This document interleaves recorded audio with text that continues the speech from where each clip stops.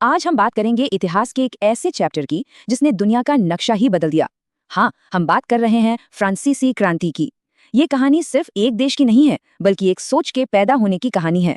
और ये समझना जरूरी क्यों है?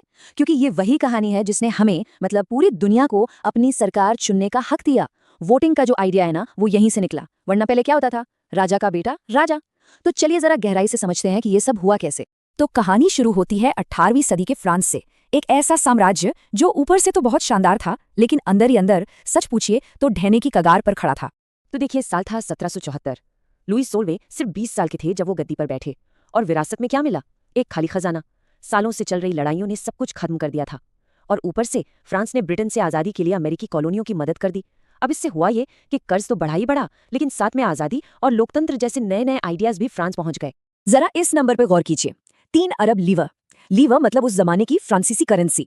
पहले से 2 अरब का कर्ज था और अमेरिकी क्रांति में मदद के बाद 1 अरब और जुड़ गया। टोटल हो गया 3 अरब। और जो पैसा देने वाले थे वो 10% का भारी भरकम ब्याज मांग रहे थे। अब सोचिए, राजा के पास अपनी सेना, अपने सरकारी दफ्तर चलाने तक के पैसे नहीं थे, तो क्या करते? एक ही रास्ता बचा था, जनता पर टैक्स बढ़ा दो। लेकिन टैक्स बढ़ाना इतना भी आसान नहीं था। क्यों? क्योंकि उस वक्त का फ्रांसीसी समाज वो बहुत ही अजीब और कह सकते हैं कि अन्याय से भरा हुआ था। समझते हैं कि ये सिस्टम था कैसा। तो पूरा समाज ना 3 हिस्सों में बटा था, जिन्हें कहते थे 3 एस्टेट्स। पहला एस्टेट था पादरियों का, मतलब चर्च के लोग। दूसरा था कुलीन वर्ग, यानी राजा, राज परिवार और उनके अमीर दरबारी। और फिर था तीसरा एस्टेट, जिसमें बाकी सब लोग आते थे, व्यापारी, वकील, किसान, मजदूर, मतलब आम जनता। अब ये जो आंकड़ा है ये बड़ा कमाल का है। देखिए, 98%। देश की 98% आबादी तीसरे एस्टेट की थी, यानी आम लोग। और वो जो पहले 2 एस्टेट थे ना, पादरी और कुलीन, वो सब मिलाकर बस 2% थे। और असली खेल, असली अन्याय यहीं पर था। ये जो 2% लोग थे ना, पहले और दूसरे एस्टेट वाले, उनके पास देश की 60% जमीन थी। 60%। और टैक्स जीरो, एक पैसा भी नहीं देते थे। जबकि जो 98% आम जनता थी, उसके पास बची खुची 40% जमीन थी। और देश का 100% टैक्स वही लोग भरते थे। हद तो ये थी कि किसानों को अपनी कमाई का 10वां हिस्सा चर्च को भी देना पड़ता था। तो एक तरफ ये जबरदस्त अन्याय, दूसरी तरफ आसमान छूती महंगाई। अब धीरे धीरे लोगों के अंदर एक आवाज उठने लगी थी। कुछ नए आइडियाज, नई सोच एक तरह से विद्रोह की चिंगारी को हवा दे रहे थे।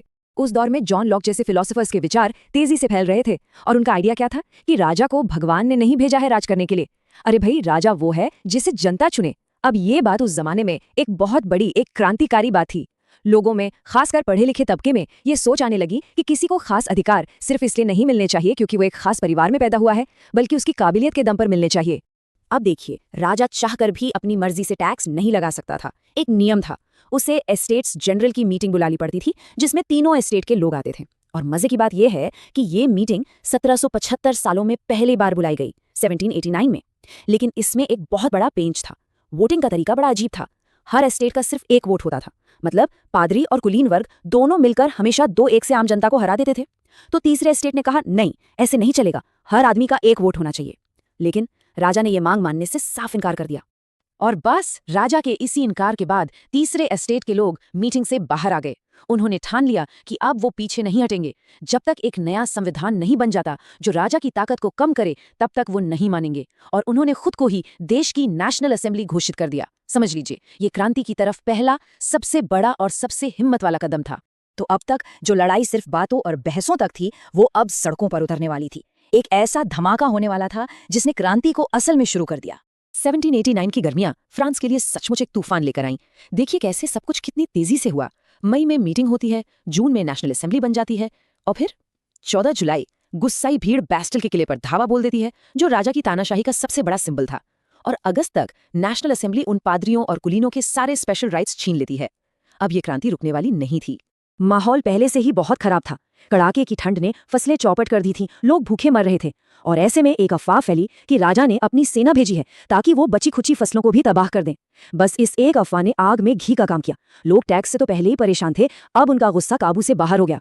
लोगों का ये बढ़ता हुआ गुस्सा देखकर राजा को आखिरकार झुकना पड़ा। उसने नेशनल असेंबली को मान्यता दे दी। और यहीं से पुराने सिस्टम को तोड़कर एक नए फ्रांस को बनाने का काम शुरू हुआ। तो साल 1791 में नेशनल असेंबली ने एक नया संविधान बनाया। इसका सबसे बड़ा काम क्या था? राजा की ताकत को कम करना।